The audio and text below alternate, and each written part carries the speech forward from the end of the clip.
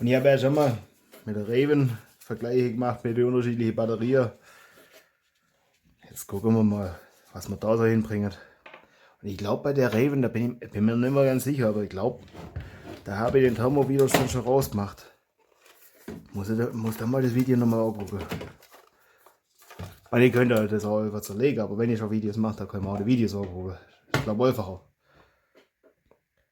Also, da haben wir einen Mittelwert von 19,4. Habt ihr die Werte nochmal. Können wir das wieder ausmachen? Gucken wir. Okay, schon aus. So, kannst du wieder schlafen legen. Also, dann machen wir das auch mal weg. Das montieren wir nachher wieder dran. Da habe ich schon ganze Sicherheitsquatsch rausgemacht.